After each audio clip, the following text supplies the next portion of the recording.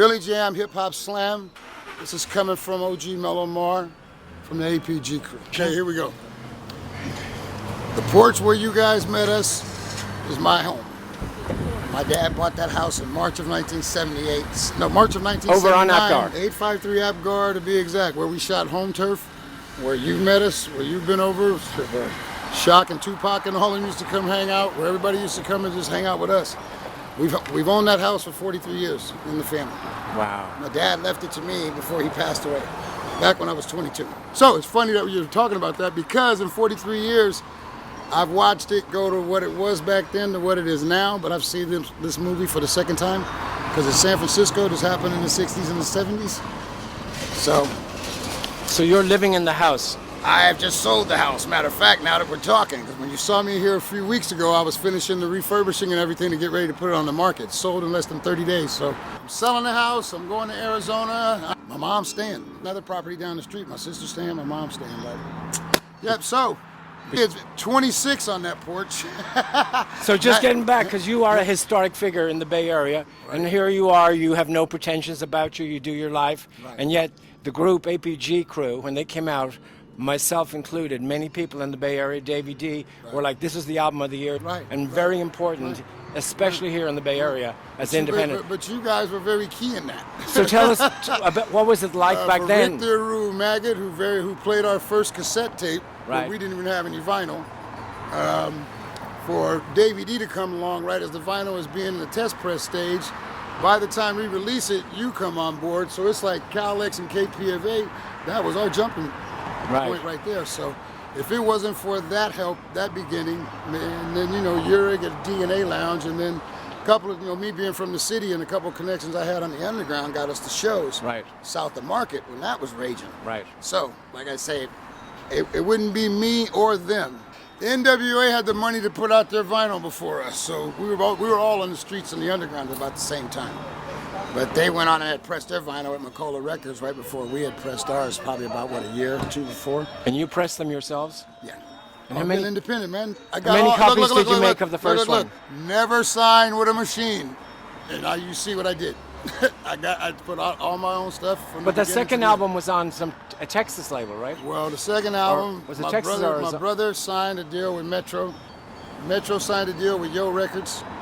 Part of that package was A.P.G crew as a group. I wouldn't have signed that deal if I hadn't seen what Ice Cube went through with NWA. Yeah. So I knew not to sign as an artist. But the collective was a lot of people. Right. Well, okay, let me explain that. Many groups. 3 albums. You got On the Rise, you got Oaktown's Finest, you got Cedar Light, A.P.G crew LPs. It's like the movie Friday. The same people from the first album weren't around for the second, and no one was around from the first and second for the third. I'm the only common denominator for all 3, but of course that's my brother's label, and being loyal to him and what he was doing at the time. Do you talk to anyone else? J. Cutt, Turntable T? Man, I haven't seen anybody in so long. My life took a turn probably in 2005. I was out in Sacramento for a long time. I've been out in San Joaquin County for 10 years.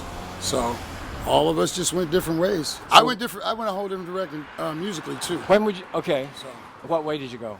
Well, I'll tell you right now. What I'm doing is I'm meshing that Haight-Ashbury classic rock and roll and R&B that I grew up on, and mixed that with that East Bay funk I fell in love with when Tower of Power came out. So kind of going back across the bridge with how I was doing music instrumentally before I got over here and got into beats and started writing lyrics. So I'm playing drums, I'm playing bass, I'm playing keyboards now. So it's more on the, I guess you could say, the funk R&B tip more than hip hop.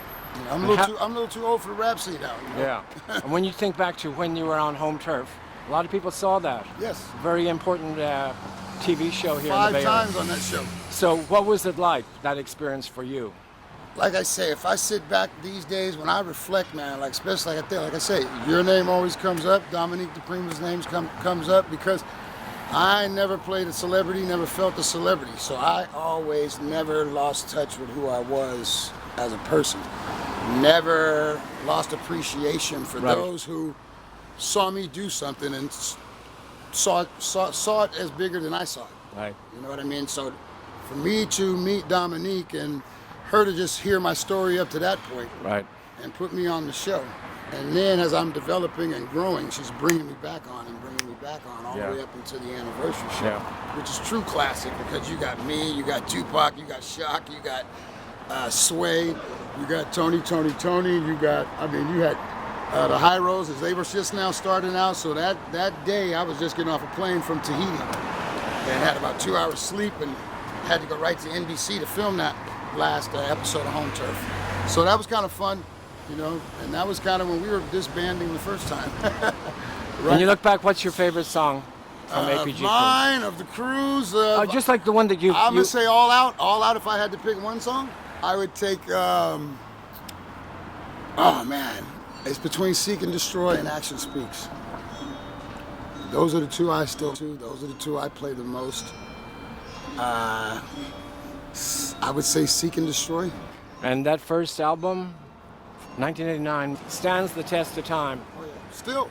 And They're because, trying as to you bring me back said, because of it. because you were stubbornly independent, it was very rare. Well, this was all you got to do is look at the internet. There are 10,000 rappers, Yeah. all saying what I said 33 years ago. The reason why the first offer came my way, Right. I had already known. So, Cool.